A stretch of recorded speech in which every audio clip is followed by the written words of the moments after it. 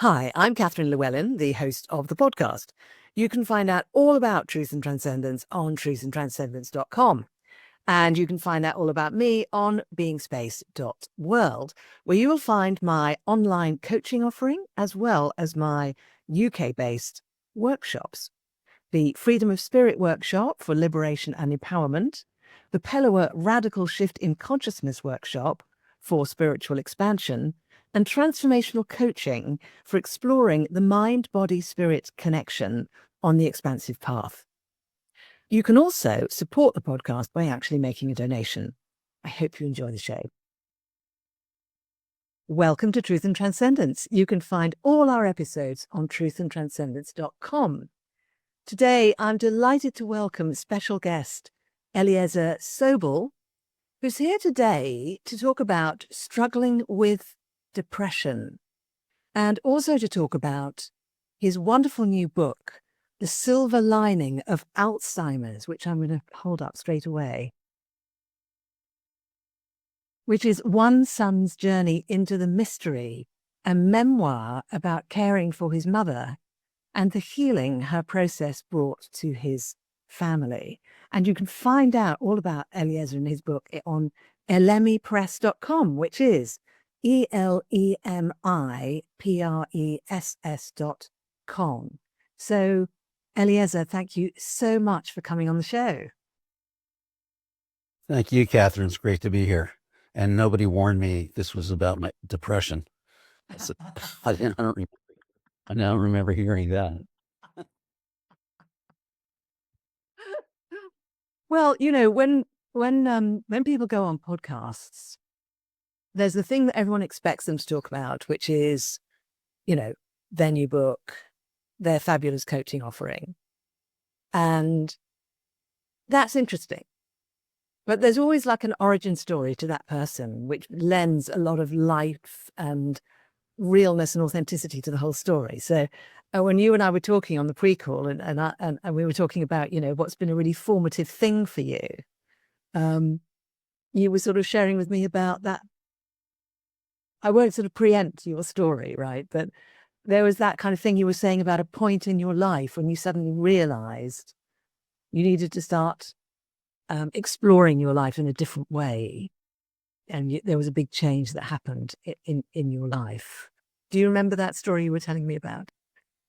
I think so. I was an enthusiastic music theory and composition major at university, writing pieces for 33 piece jazz bands, and either me conducting them or someone else conducting them. And I was writing pieces, getting them performed. I had been a fanatic about music in high school. And somewhere in sophomore year, I had an odd experience of running home from a class to the dorm. And I sort of popped out of my everyday consciousness and had a recollection of radically different. The child had been free and delighted and excited. And here I was, kind of a talented music guy, but also kind of glum and not enjoying my life at all. And I wanted that other guy back badly enough. And I've regretted this decision, but it's just how life goes. I dropped out of the music, feel better. Yeah. Through therapies and workshops and seminars and retreats and gurus. And Yeah, you've just frozen a minute there. yeah, so did you before, but I didn't mention it. Yes. Sometimes the technology does this. The technology goes, oh no, they're getting a bit too real now. We're just going to freeze it for a minute. So yeah, so you hit this moment of realizing that you've kind of lost touch with that beautiful experience of when you were younger, and you wanted that guy back. Yeah. Yeah. And what, because when you mentioned the word to me, depression, when we were talking before, something I've always been curious about is, you know, at what point does something get called depression, and when does it go past the point of just being called, I'm not very happy at the moment? I mean, Well, I'm not a psychologist, Yeah. but I've had enough psychiatrists and psychologists diagnose me with clinical depression. So I'm taking their word for it, even though maybe I shouldn't. But it's it's all the common things you read in women's magazines usually. You lose interest in life or interest in things that you used to enjoy, and your relationships aren't very fulfilling or intimate, and you feel sad and you don't know why. And it's hard to get out there into the world and do anything really. And if you do anything, it's an exterior that's sitting on top of a lot of misery. So it takes an enormous effort, which I made to, I always thought it was a miracle that I accomplished anything in my life at all, because I was always working with this difficult person who would rather just stay in bed forever, never interact with the world. And so the fact that I succeeded at many different things made me happy, because I feel like I didn't waste my life. I had something to justify being here, and also justify being supported by my father for many years, long beyond what was appropriate. So I always felt a pressure, like I have to use this gift of time and freedom to produce. Yeah.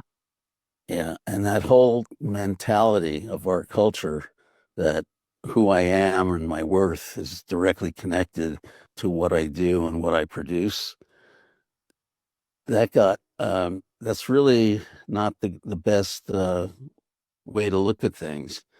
Um,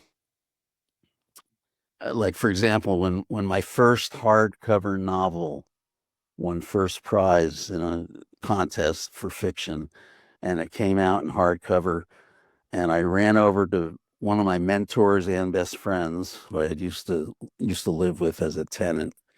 She was a teacher in the Sufi world, traveled. She had a lot of students, but she was one of my best friends. We had traveled together, lived together for 4 years, and I was so excited that I finally, I had published other books, but this was my first literary book that had been accepted by the literary world.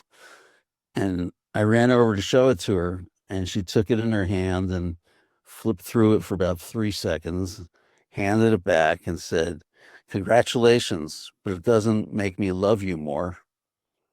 And if you don't know her, you can interpret that as kind of rude or uncompassionate. But because I knew her so well, it cut right through to that part of me that was doing anything, whether it was writing or performing, whatever I was doing was seeking to be acknowledged, seeking to be loved more, like she said. And she cut right through all that by the communication as I received it was, "I already love you completely and totally, and nothing you do or don't do is going to add or subtract from that." So I was putting too much on a book, you know, and I already had what I wanted from the book, which was love and acknowledgement. So that was a great moment. Another one was that same book. My father and mother, who she had Alzheimer's for 20 years, and he took care of her until he was 90. Uh, this was her last road trip. They drove, I don't know, 2 days to get to Knoxville, Tennessee, where I was accepting this award in a ceremony with a lot of people, and then doing a reading from the book. And, there was a lot of the child in me proud that my parents were seeing me successful for once. And then fast forward 18 years or so, excuse me,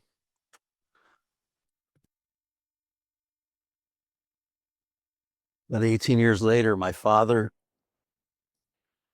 he didn't have full on dementia. Um, he could, we still had regular conversations, but he had started losing, because he was looking in the basement with a friend, and they came upon a stack of books. And he said, called minyan, uh, which is the Hebrew word for 10 people who need to be present to have a prayer service. And the book was about 10 different Jewish guys, all suffering in their own way. And anyway, he saw this stack of books in our basement. He goes, and guess who wrote it? And I said, me? He goes, it says Eliezer Sobel. And he was stunned. And I realized there were all those 18 years, I thought I had finally, made it with my father, that he saw I was succeeded and he loved me. And it was out of his consciousness for many of those years, and he was excited all over again. And that really was the final straw at doing anything for outside approval or love Wow. or acknowledgement. If only all of us could get that lesson, Eliezer. That's and that whole thing you said about growing up believing that we're only useful according to how much we do and how much we deliver. I think a lot of us live in that mode without ever realizing it. The whole culture, much of the culture does. I'm fortunate to have a Zen teacher now who's in his mid to late 70s, who almost died of a kidney failure, and that kind of transformed his life. When he didn't die, someone showed up with a kidney to donate at the very last minute, but it put a stronger energy into his teachings. But he's always saying things like, don't make your life a success story, make it a love story, you know. And 4 days into his Zen retreat, you've been sitting on your butt from 4 in the morning till 9 at night, 4 days in a row. And he said, well, we're in the middle of the 7-day retreat this morning, stay 4. And some of you are probably wondering and waiting for what's going to happen and when. And he said, I just want you to relax because nothing's going to happen. And it's true. It's a paradox, because when you really get that nothing's going to happen to save you, change you, make you better, fix what you think is broken, that there's nothing out there that can do any of that, you're left with just this moment and who you are. And that's actually the essence of Zen. It doesn't necessarily feel good, but there's an awareness of the present, and you recognize it's futile to try to spend your life trying to change what is, prove yourself, move forward, the rat race. And I've never been in the rat race. I was a hippie. I completed college. No, I didn't complete college. What am I talking about? I dropped out of college a year and 2/3 in, backpacked around Europe, and so I was never part of the rat race. Let's put it that way. Yeah. But nevertheless, you were caught, like most of us, in that thing of having to produce and having to. Yeah. And then realizing that moment. Because I think when you were talking to me about this before, you were sort of, the thing that struck me was the way you noticed how miserable you were, and decided that this was a wake-up call. That this meant you had to look at it rather than deciding, oh, right, that's it then. I might as well just, fade away, which obviously I've had times when I've been really miserable. But I never go to doctors or anybody for anyone to diagnose me. So that's how I've never thought I was depressed, because I never went and asked somebody what was wrong with me. Well, you have to feel bad enough and be desperate enough to look outside for help. Yeah. Yeah. Then the first thing I did actually wasn't normal or ordinary either. I went into primal therapy. I don't know if you remember. I do remember primal therapy. Yes, lots and lots of cushions and screens. Lots of what? Cushions. Didn't cushions? Yeah, here on the load of cushions and dark room and cushions and people lying on mats and several therapists walking around to take turns with each person, and basically people screaming and crying and shouting and just releasing emotions that were probably locked in at age 3 or 4, or earlier. And so even there, I wasn't going to a regular. It took me a while to get to a regular therapist, and I had enough of those to realize they never helped me. No, no. But you took a completely different direction then, didn't you? Do you think that because you loved working with music, didn't you? But you moved away from it. Was that because you decided music wasn't going to make you happy? Or was it because the way you were doing it and the kind of structure you were within wasn't making you happy? No, neither. It was that I was depressed. I had caught a glimpse of who that kid was, that free, ebullient, happy kid, and that became my first priority over music. I see. As I said, I've lived to regret that at times because I went off to college with two best friends, three different colleges, but we are all music theory and composition majors and fancied ourselves the next Bach, Beethoven, and Mozart. And my two best friends to this day are still actively living their lives as musicians in various ways. And I went in a completely different world of self-help and spiritual practices and seeking. And the only saving grace for my music, which was such a core part of who I was I managed to still use my music in new settings that were useful to other people.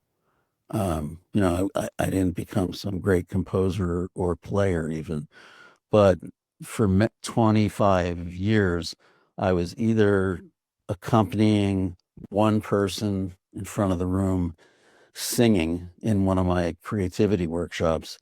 And out of a group of 20, 18 out of the 20 will burst into tears as soon as they get up on the stage to sing. And the other two are hams who have been in community theater. And I would have to interact with each person in a way that would take them to the next step. So the people who were comfortable, I had to find a way to make them uncomfortable. So they were out there singing and I would ask them to bring it down. I'd bring another person from the audience or our group onto stage, have them face each other, sing it very softly into the other person's eyes. And that would be a challenge for someone who's extroverted and thinks they have it down. Whereas someone who is very quiet and shy, I might have them, do a Mick Jagger impersonation, really bring them out. But anyway, I got to use my music. I accompanied on my keyboard and my guitar. And then I met two amazing people, a rabbi and his wife, who ended up marrying my wife and I, officiating.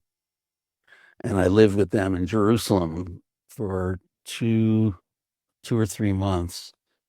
Their house was on the border of the Arab quarter of the old city and the Jewish quarter. So if I look over their balcony, it's into the Arabs' backyard, who were perfectly sweet people. We waved and everything, but that's a whole nother story.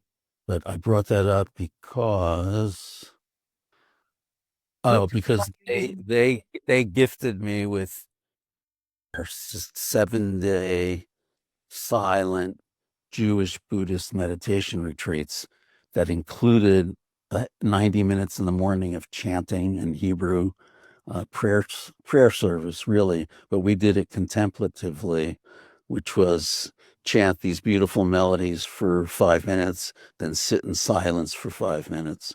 And it was a very beautiful thing. And then I got more and more involved there. I led five rhythms classes, which was a dance practice that I was certified in. And so anyway, that was a gift for me and my internal musician, that it wasn't a complete waste. Yeah. I was using it to help people. Yeah. Long story. Beautiful. Sorry. No, beautiful. Thank you. And probably more meaningful, actually, than perhaps than what you might have done otherwise, I would guess. I mean, having read I've only read 2 of your books, this beautiful Silver Lining of Alzheimer's and The 99th Monkey. Oh, no, I've read the other one, the one about the tourist, the spiritual tourist. Wasn't me. That wasn't you. I thought that was you. The 99th Monkey was just That was about that was about a spiritual journey. And that was just so interesting because to any listeners who don't know the story, the 100th monkey is the one who gets it. You know, there's a breakthrough and all the monkeys are clear now, right? But the 99th monkey is the one who never quite gets it. And so your book was great, you know, about all this seeking and everything in the book, but never getting it. But of course, the way the book is written, you wouldn't be able to write the book if you hadn't got it. But you're writing the book about the dynamic of not getting it, which is such a sacred piece of the journey. I think it's that sacred piece, you know, and I think that's why I was so struck when you told the story about being at college and realizing there was something wrong. You needed to go and explore it, because you were sort of very open to by the sound of it, very open to the truth of the moment, you know, of this. You know, that was the birth of my life as a seeker. Yeah. And it was coming from suffering. You know, so I had no choice. I needed to figure this thing out. And seeking is its own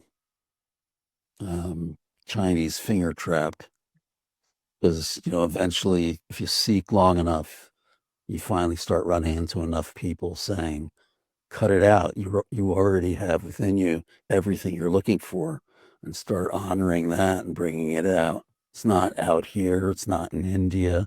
It's not with a new teacher or a new practice. It takes a long time to surrender to. Yeah. Yeah. A lot of running to reach the point where you can stand still. Yeah. And realize you never left the spot. Yeah. Amazing. Powerful, wonderful journey. So I also noticed in reading your beautiful book, a number of the things that you've just been talking about actually came through in the book as well. And it also struck me because in your story in the book, you're talking about really, you know, you moved in with your parents. You and your wife moved in with your parents, and you looked after them through this whole period of time. And I love the way you've described that in the book, and described the connection you had, particularly with your mother. And it just strikes me that, you know, I thought, my God, in what kind of frame of mind do you need to be in order to be able to do that? You know, that's my question, I suppose. And I just wondered if for you, there's a connection between how you were able to, you know, take care of your parents in the way that you did and experience it in the way that you did, back to the learning and growing and expanding journey that you've had. I'm going to answer that. Can I plug this for a second? Please do. Catherine's asked, is it upside down? Catherine's asking me about this. It's the Silver Lining of Alzheimer's. And it's about how my wife and I spontaneously chose to move in with my parents literally overnight. What happened was, my mother had Alzheimer's for 20 years, which is extraordinary. And it's because she was such a physically healthy person who went swimming 3 times a week and watched her diet, you know, very precisely. So there was never anything wrong with her physically. Even when she finally passed at almost 96, she had great vital signs. Her blood work was fine. She had no medical condition. And my brother, this is an interesting kind of conversation to have with someone. My brother was not on the scene. He was 5 hours north. He would consult with me and visit whenever he could. But he basically posed the question that would it be kinder next time she got something like pneumonia, which happened a few times, to let her pass? Because one of his colleagues had said to him, pneumonia is God's gift to the elderly, gives them a way out. But my mom had an advance directive that says she didn't want any heroic measures to keep her alive. And those are usually a feeding tube, a respirator. There might be another one in there. DNR, do not resuscitate. So, from my brother's point of view, she was obviously suffering the most intensely miserable possible experience. But I, who was living there, did not see it that way at all. She was not suffering, certainly not physically, and mentally, until she really disappeared mentally from the world in the last few years. But for 20 years, she was hilarious and she was sweet and she was very kind and loving. And it broke open my heart because we had batted heads most of my life, although I was trying my best to be to be bigger than that. And I mean, I had to force myself in my 20s to learn how to hug her again because I hadn't let her touch me for years. There's history behind that too. But so this, I wanted to be with both of them for the end of their lives because I felt like otherwise I'm going to carry all this sense of incompletion that we never resolved and got restored to our love. But it happened without me choosing it or planning it. My father took care of her at home till he was 90, and he was amazing. And then we were in Virginia, and they were in New Jersey, which is about a 7-hour ride. They're in the north, we're in the south, and we just happened to be up in that area leading one of these Jewish Buddhist silent retreats that I told you about. And it was a great success. And Sherry and I were in my car driving. It's a group of friends where we were going to spend New Year's Eve. And as we drove, we got the fateful phone call that everybody gets. Usually it's in the middle of the night. Ours, fortunately, came in the afternoon. And my brother said, Dad's in the NICU, the neurology ICU, right? Neurology intensive care unit in Ridgewood, New Jersey, the opposite of the direction we were driving. And Sherry spun the car off into the next exit, and we sped back the other way. And I spent 12 hours with my father in whatever room they had him in. He had kept trying to climb over the bed rails, and he wouldn't give up. He was so furious because they said they couldn't sedate him because he had a brain injury. But I later read that that's not necessarily true. So I don't know why that happened. But he was struggling so hard to escape that they had to restrain him with his arms were tied down, his legs were tied down, and the middle of his torso were tied down. And I'm his son, and one of his best friends was also there. And he was like begging us to help him, to untie him, and he couldn't conceive. El, why won't you help me?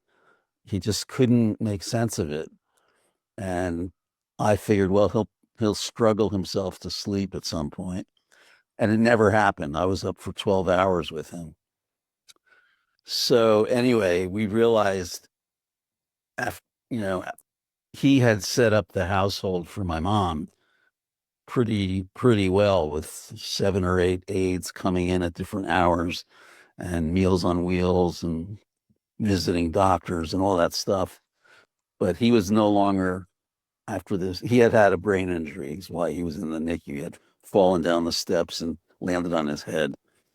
And so with him in that state, and my mother at that point, she couldn't do anything for herself. She needed around the clock care. So Sherry and I decided in that moment to move in with them that night, the same night. And we were leaving behind a 23-year lifestyle and community and friends and work in Virginia. And we never went back to any of that community. We went back one weekend to throw our stuff in storage and sign on the dotted line with a realtor. And our life has been in New Jersey ever since. And at some point we realized our mission in New Jersey was to midwife all 4 parents through the dying process. And they all have great longevity genes. Because my father went at 93, my mother at 96, Sherry's mother at 88, and then her father was the last holdout and he just passed a year ago at 95. And so our mission is complete, and we're actually wondering what's going to happen next and where to go next. Yeah, wow. And at what point did you start writing the book? Um, oh, I kept a lot of notes during the process because I couldn't have written this book. It has so many specific details of events that make the book interesting. And I wouldn't remember any of those if I tried to sit down now. No. So I was so glad I kept the notes. I think I started it during the pandemic, maybe a little before. Yeah. Yeah. Amazing. I was so struck with the thing that you said about it healing your relationship with your mother and how she transformed in terms of how she was. Because I think you were saying something about that there was some very traumatic experiences she had as a child that then came through into her adult life, but then also, of course, affected you as her son. So I was very interested in that aspect of the story. Well, my mom was, she was considered by Germany, she was German born. She was legally a survivor of the Holocaust, but usually people think that means you were in the concentration camps. Her family actually managed to get out right at the moment before it all crashed down. So I think of them as refugees, but that's not what they're called. Anyway, yeah, her little girl or 14-year-old girl's life in this beautiful, serene community near the Black Forest in Germany turned upside down overnight.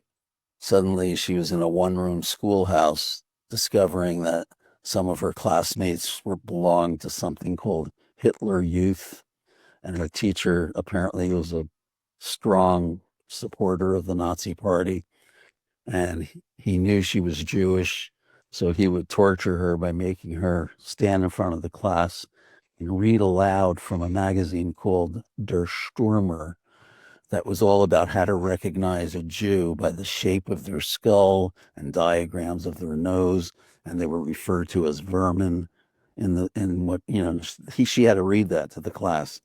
And he would also smack her with a stick if she got the wrong answer on something. So she was traumatized, certainly. And the biggest trauma really was their father, my grandfather, had come a year earlier because he saw what was happening to set up, raise money, whatever he needed to do to get visas and bring his family over. And he succeeded at getting one for his wife, my grandmother, and his three kids, my mother, aunt, and uncle. But he did not get a visa for my mother's grandmother, who had lived with them for decades and was part of the family. And he just couldn't get her a visa to leave. And she insisted they get out while they could. And she would go on to be picked up by the Gestapo and shoved into a cattle car and wasn't taken to a camp. It was called a labor camp, slightly different. But the results were the same. She died in under a year because the conditions were so terrible. So that fact never left my grandmother's heart and soul, that she had abandoned her mother to the Nazis. And even on her deathbed, my grandmother was 94. The only words she could repeat were the Hitler, the Hitler. And yeah, and it took me a while, but I felt that all the fear and terror that was going on in Germany came over to the US. Genetic, it was in my mother firsthand. And then I became part of what they actually have a title for, second generation Holocaust survivors. And it's a whole syndrome. And I had all of the symptoms, terrible fear, and was the main one. And I was born in 52. The war ended in 45. And it was still in the air, like this poison of unthinkable evil and horror was still in the air, still in my mother's still in my mother, passed on to me. So I was a terrified little boy. I mean, really terrified. I needed to be assured multiple times a day that they would be there exactly when school got out so I could run to the car and get driven home, avoiding like the landmines of the playground where anything could happen. You get beat up or so. Yeah, my childhood was it was confusing because I didn't know they hadn't explained any of this to me. Whenever something about the Holocaust came on TV, my mother looked like she was having an LSD flashback. She would freak out. My father would change the channel, and I would have no idea what that was for many, many years when I figured it out. So, hang on a sec. I lost the thought that was really the answer to your question. Thank you. And that's just, I think for me, I just can't imagine what that must be like, either to be in the position she was in or the position you were in growing up, where there's that darkness in the background and nobody will tell you what it is. And no wonder you were terrified. And has that changed now? I mean, did the experience of spending time with your parents in those last years, did it make it? Now that reminded me of where I was going. But you brought up my mother's transformation. Yeah. I went to a psychic when she first I went to a psychic when she first had symptoms. And I said, I'm afraid my mother's losing her memory. And the psychic went internal, closed her eyes a minute, and said, I think your mother's going to be a lot happier without her memories. And that was something to consider. And it turned out to be absolutely true.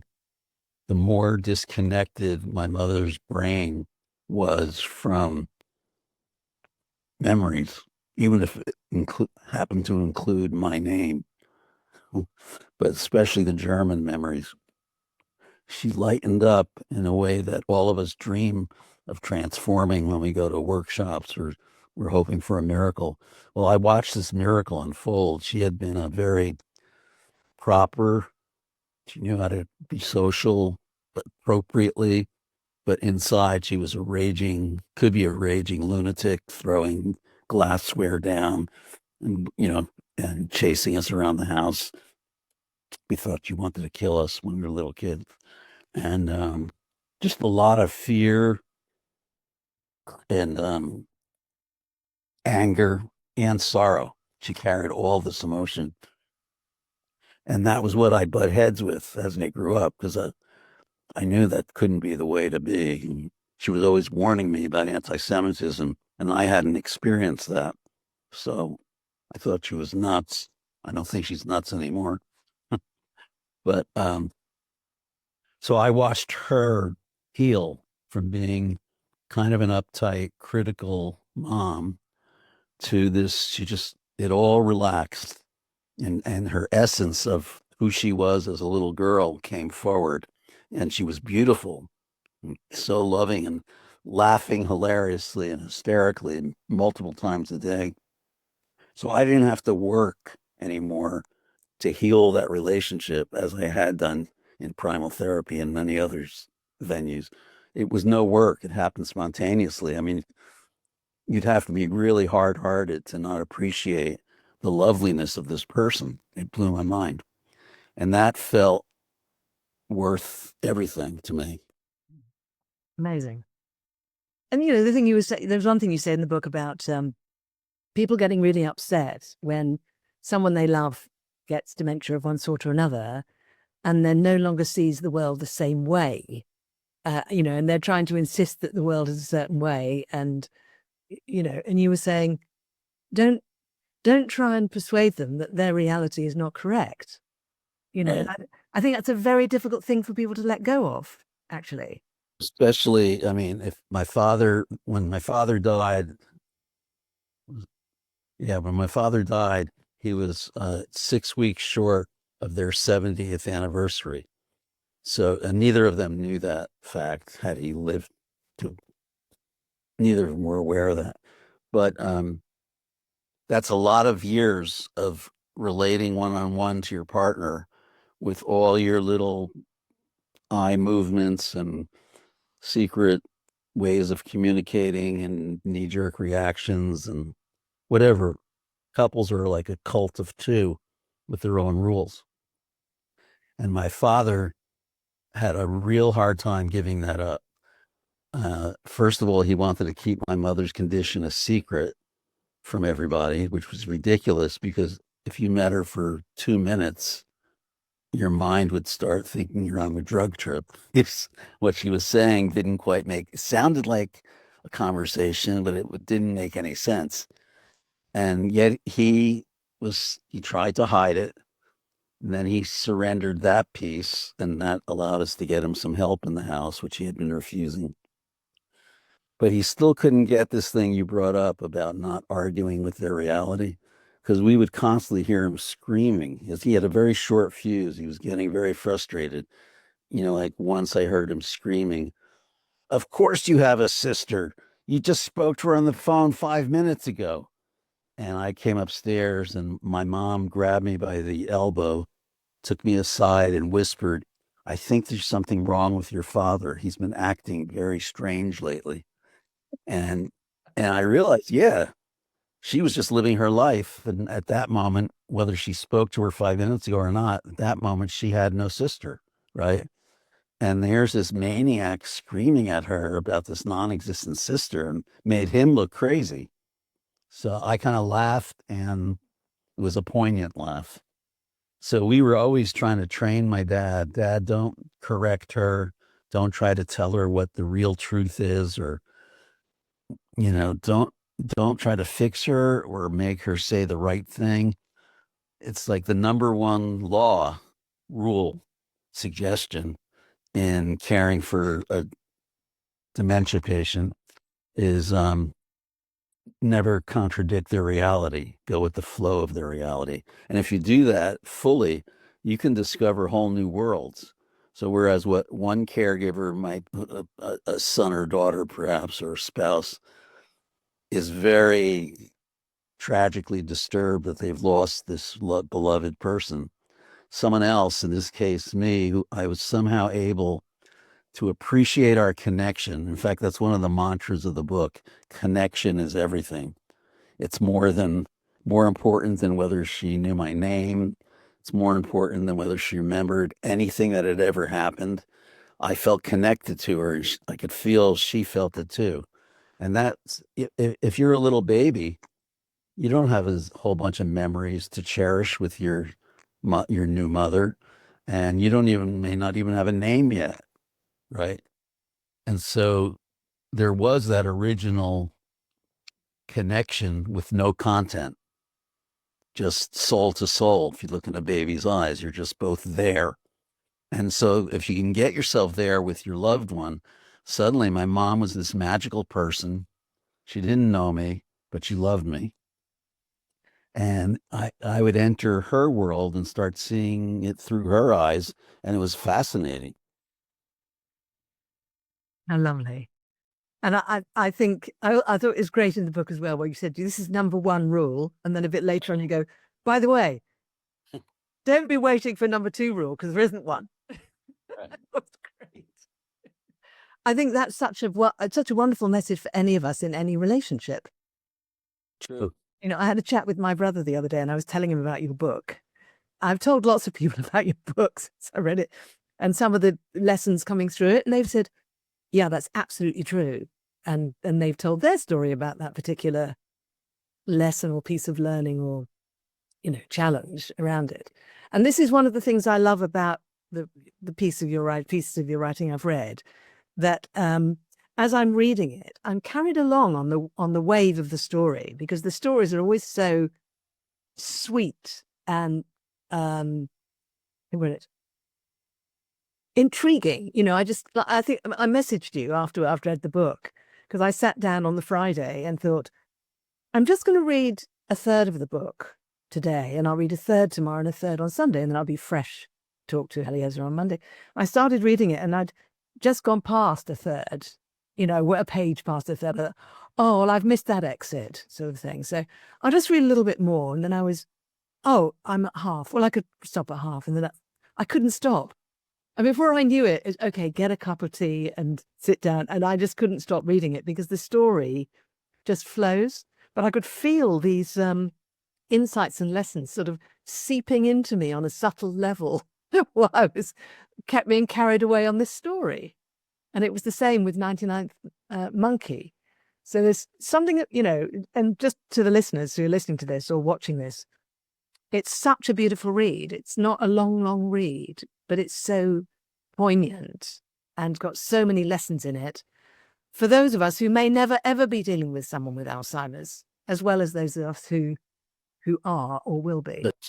But to those people listening who are dealing with a loved one with dementia or Alzheimer's, I want to reassure you guys out there, I did not sugarcoat my parents' stories. It wasn't all a joyride. We had horrific events that I'm sure you're all familiar with. And at one point, we couldn't manage her at home. She was throwing heavy objects, chasing the aides with, meat cleavers, screaming at herself in the mirror every time she passed a mirror. And so we very reluctantly did have to put her in a psych ward for 10 days. And I'm just saying it's not all roses and unicorns. My book I tried to make it real and so that people can relate to it. And then I added what I did that seemed to work better than just being horrified and giving up. Yeah. Yes, absolutely. And I feel like you didn't dramatize anything.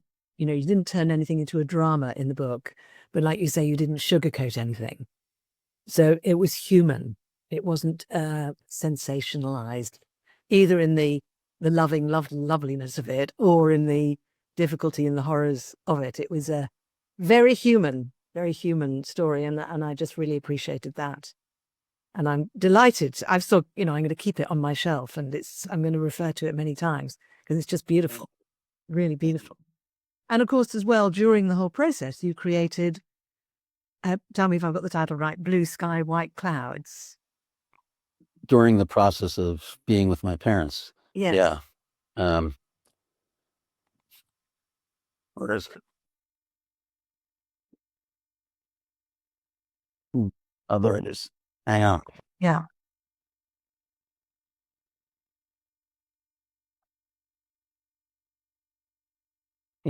My mother's language, she unlearned language the same way she learned it in reverse, was my brother's psychological analysis. Because as kids, you learn big distinctions like people versus animals, and kids can get that. And then you're more sophisticated and you can separate dogs from cats. And then really sophisticated, the difference between a border collie and a terrier. So my mother started doing that in reverse. Like she started referring to anything mechanical, from the car to my video camera, the TV, whatever, the machine. They were all the machine, but she knew they weren't people or food. They were the machine. And, then she regressed into word salad, which is a common expression. And then just imagine putting all your vocabulary into a salad spinner, whipping it up and then pulling out words and somehow incorporating them into your conversation in a way that is illogical, to say the least. And then from there, she started making up new words that weren't English, but she was still speaking. Sorry for that. I tried to turn it off. She was still speaking in the cadence of a normal conversation, but she might be saying something to me like, the Mingle man has to bissel binden if we want the Aerospat to Wunderment. And I just would, we would converse. I go, okay, I haven't gotten rid of my Wunderment. Oh, no? And we'd just go on and on. And from there, she stopped using any English or made up words. And she started more mumbling gibberish. And we just assumed her language abilities were shot. I mean, there was a time early on when she was still looking at the newspaper. She couldn't track one sentence or a paragraph. So I figured, well, let's just get her a book designed for people in her condition. And what I imagined was a beautiful, realistic, easily identifiable photo with a small caption of 3 to 5 words in very big print. And you don't have to have a memory because each page stands on its own. And I did this because I wandered into the living room long after we thought she couldn't speak anymore. And I heard her saying, looking at a magazine and reading the headlines out loud. And it was a revelation. Mom can still read 3 words. Okay, let's get her a book for that. And my process took me to Barnes and Noble and other bookstores, all through the internet and Amazon. Finally called the National Alzheimer's Association and got connected to the chief librarian. And I told her what I was wanting. And she said, oh, well, we have 20,000 books for the caregivers of the memory challenged or whatever. I said, no, no, no, no. I want a book for the patient, for my mother. And there was dead silence. And she finally came up with one author's name who had done something like what I was describing. And I did order it, and we did read it to my mom about 100 times. But it was not what I was thinking, because it had a storyline and long captions, and it was illustrated. And my mother always had a thing about animation, so I wanted something much more simple. So I realized this is unbelievable to me, that with millions of Alzheimer's patients and the number growing every year, that there was so few resources for the patient, tons of caregiver information and tricks and tools. But this was a niche market. It was anyways, I should say subsequently to this event, which was 2008, I think so. Might have been 2012. But anyway, at that point, there were no other no other sources of this kind of thing. Nowadays, if you search for books for Alzheimer's patients or tools, you'll see that people have gotten the message and there's more out there. But so I put together Blue Sky, White Clouds. And I'll just flip to one page to get the idea. I like so this is the first page. Can you see it? That's, yeah, a tiny yellow bird. And that's it. So you don't need a memory. Yeah. You don't. And often my mother would flip through the book. Also created a Jewish version of this for Jewish patients. This one has been more popular. But like my mother loved this picture. The children. The 2 children. She wouldn't read the captions, although maybe she could, but she was so zeroed in on the photo. She would stare at it for 5 to 10 minutes and caress their cheeks, and she had about 5 out of the 20 photos in the book that she liked to go back to. So at least I got it. I made a difference in one patient's life. Beautiful. Ever the modest person, after multiple books, retreats, workshops, things that you've been doing in your life. So where can people find this book if they want to buy The Silver Lining of Alzheimer's? Where can they get that? You mentioned it at the beginning. It's a website called Elemi, ELEMI, Elemi Press, elemipress.com. Excellent. And that will give you the chance to either download an ebook or it'll send you to Amazon for the paperback. Right. And so now you're a year in after completing the mission of guardianing the 4 parents. Do you have any ideas of what you're going to do next? Well, we would like to find a warmer climate and we like being near the beach. We're 15 minutes. That's why we picked here. We're 15 minutes from Sandy Hook National Seashore.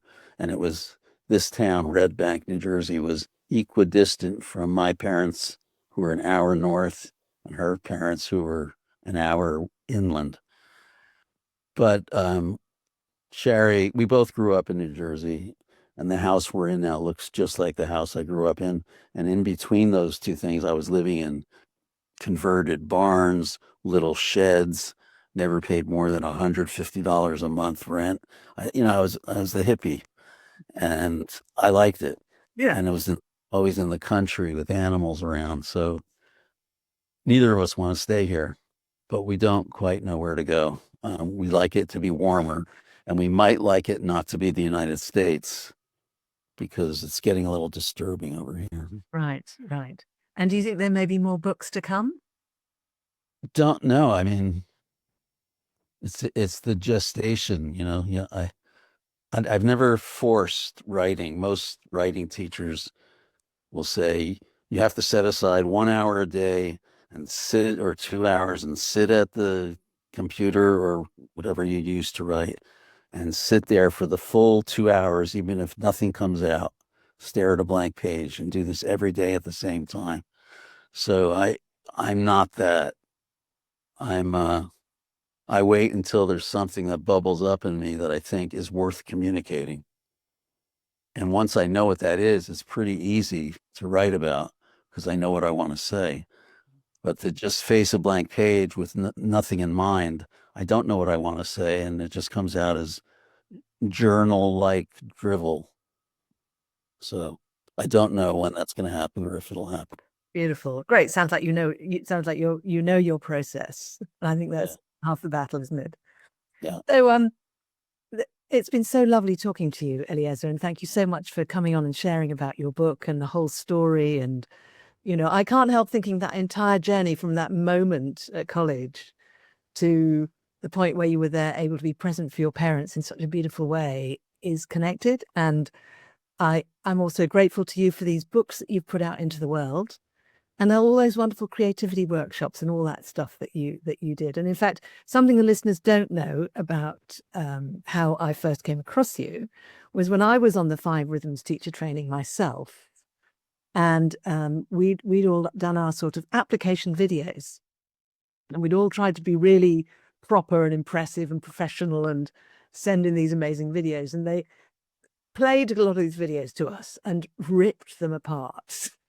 And we're just going to show you how you should have done it. And they showed us your video, and you just completely, in such an authentic way, represented the reality, trying to apply to this thing and wanting to do it, being very connected to the dance, the truth, basically.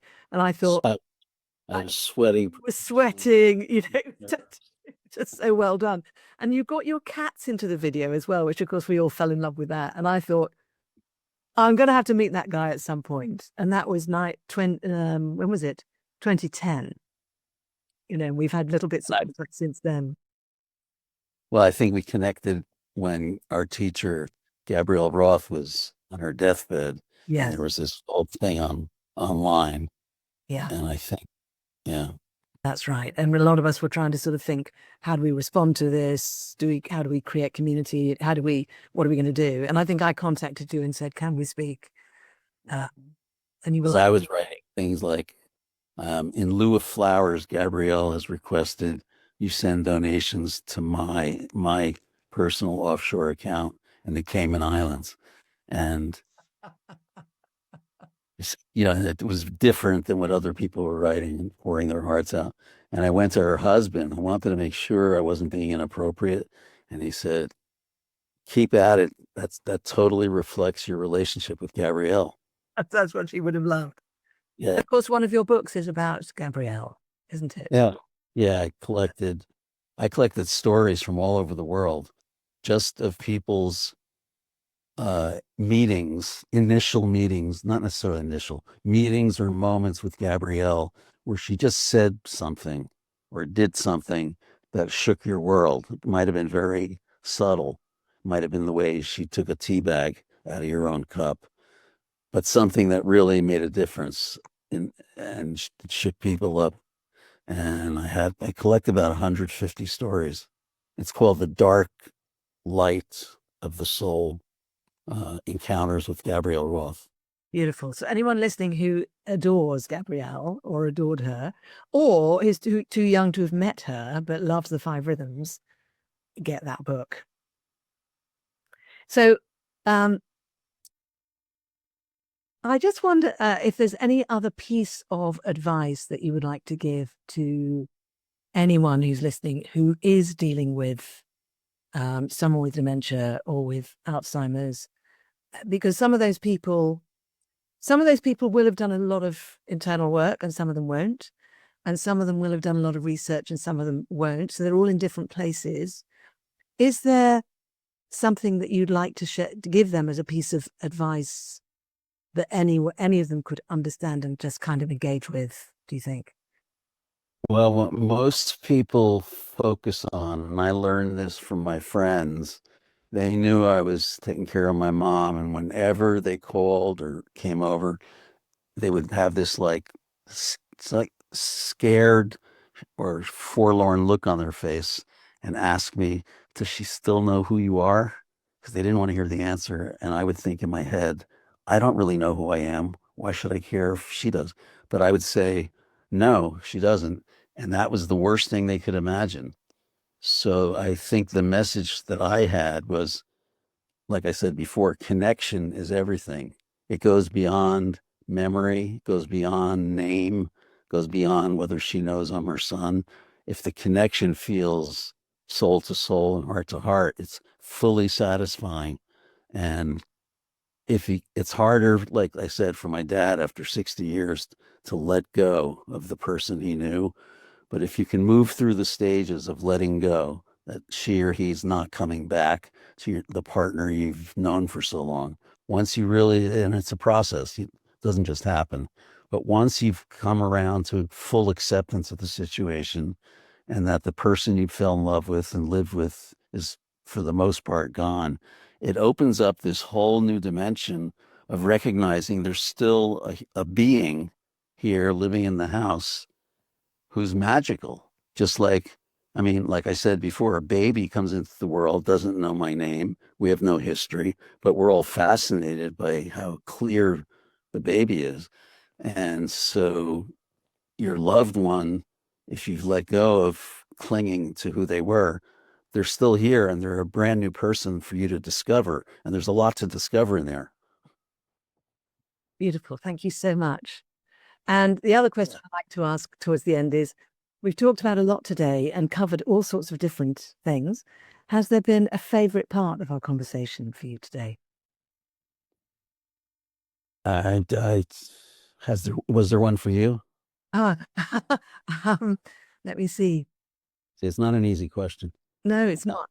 Well, sometimes people say, I've no idea. I just can't remember what I've said for the last hour. And Yeah, that's and that's really cool. Right. Other times someone has a specific one. I think not my short-term memory is not what it once was. are you sure?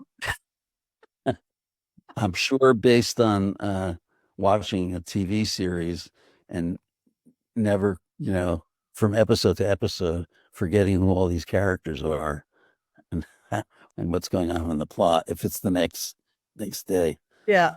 Well, that could be because this show is not very compelling, of course. But I did like that bit about word salad and about, she's talking in other words that she's inventing, and you were just joining in with it. Yeah. And there are a few examples of that in the book, and Yeah. that's just so entertaining. And actually, I resonate with that because in my family, we used to just invent words about things just because we, And I was talking to someone the other day and I said, how are you doing? They said, I don't know. I'm feeling a bit, what did he say? I'm feeling a bit frizzly. Uh-huh. It's good, yeah. And I said, did you just invent that word? He said, yeah. That's bizarrely, I totally understand what you mean by that. There's something very magical about that whole playing with words and going in with it with somebody. Such a gift. Yeah. But it must be very isolating to be in that place and then people refuse to actually play that game with you. They refuse to respond and engage with you. So you Yeah, I really dealt with have a that. gift. I dealt a lot with my dad about this because he was a very famous mathematics professor and author and lecturer. People loved him everywhere. 60 textbooks translated into other languages. But math is a very kind of, it doesn't have to be, but can be very linear. It's got rules and how you do things. And it was really hard for him to let that linear brain of his go in order to slip into the world of play. And that's what memory patients are great at times. I know I'm not forgetting that there can also be impossible at times. But if they're in a relatively calm space, they're great at play, and there don't have to be rules. The games you can make. I made up games with my mother that, I was just making them up. And she was delighted. I was delighted. No idea what we were doing. We're playing with coins or cards, whatever. And my father sometimes would linger trying to watch and figure out what the game was and what the rules were. He wanted me to teach him how to play so he could do it when I was gone, but he couldn't quite make that leap. He went as far as he was able to in this particular Yeah. intervention. Yeah. Yeah. Beautiful. Thank you so much, Eliezer. I really appreciate you coming on and This sharing. was fun. This was really fun. Excellent. And you make it easy. And thank you so much for having me. Oh, it's my complete pleasure. It's such an honor to have you come on and talk. So thank you very much, everyone listening and watching. That's all for Truth and Transcendence for today. You can find our other episodes on truthandtranscendence.com. And please do give a thumbs up, a 5-star rating, share with your friends, and comment on what we were discussing today. Have a great week, and I'll see you next time. And thank you so much, Eliezer Sobel, for coming on the show. Thank you. I hope you enjoyed this week's episode. It really helps if you give a thumbs up, a 5-star rating, a review, and share with your friends. If you're looking for transformational coaching or an intensive transformational weekend workshop experience, I can help with that. You can actually help the show by making a donation. Until next time, take care.